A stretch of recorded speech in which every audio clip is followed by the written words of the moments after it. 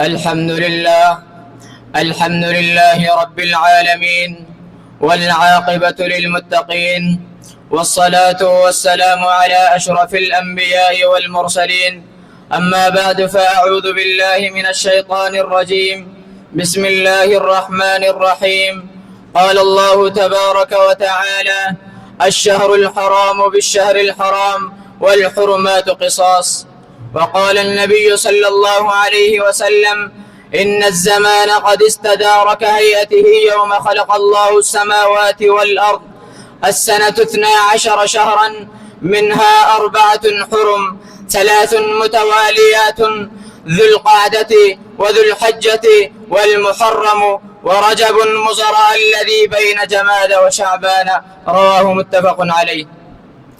سامعین کرام، اللہ تعالیٰ نے زمانوں میں بعض زمانوں کو فضیلت دی، دنوں میں بعض دنوں کو عظمت عطا فرمائی.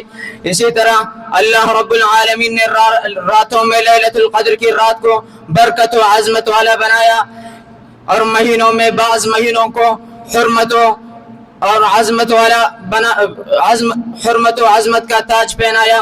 پھر انہی مہینوں کو اشہر الحرام 4 حرم کے لقب دیے، کیونکہ ان مہینوں میں اللہ رب العالمین نے قتل و قتال اور ظلم سے منع کیا ہے. سورۃ التوبہ میں اللہ رب العالمین نے فرمایا فَلَا تَظْلِمُوا فِيهِنَّ أَنفُسَكُمْ، تم ان مہینوں میں اپنے آپ پر ظلم نہ کیا کرو.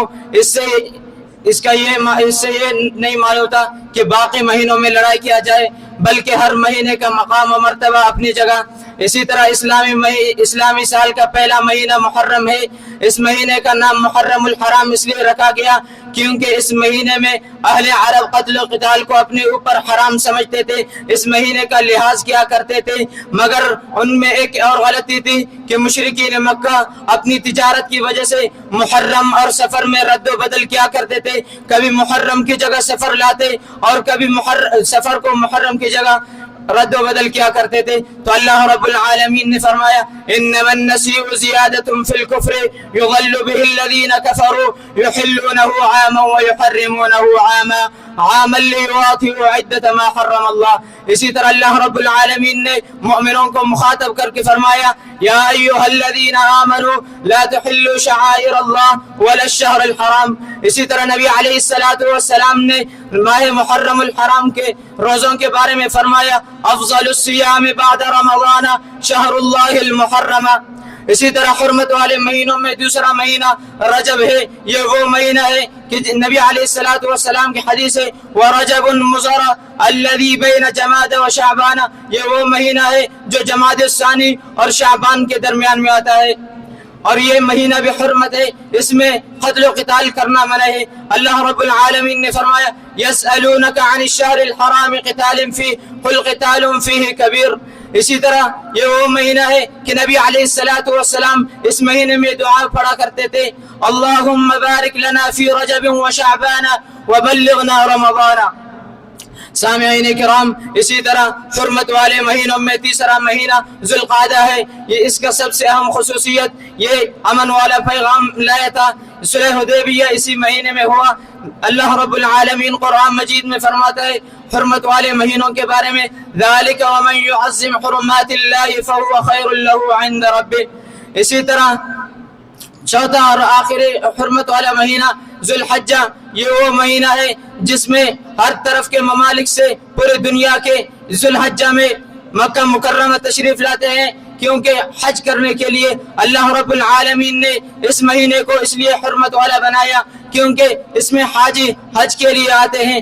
اللہ رب العالمین نے قرآن مجید میں فرمایا ذالک ومن یعظم حرمات اللہ فهو خیر له عند ربہ.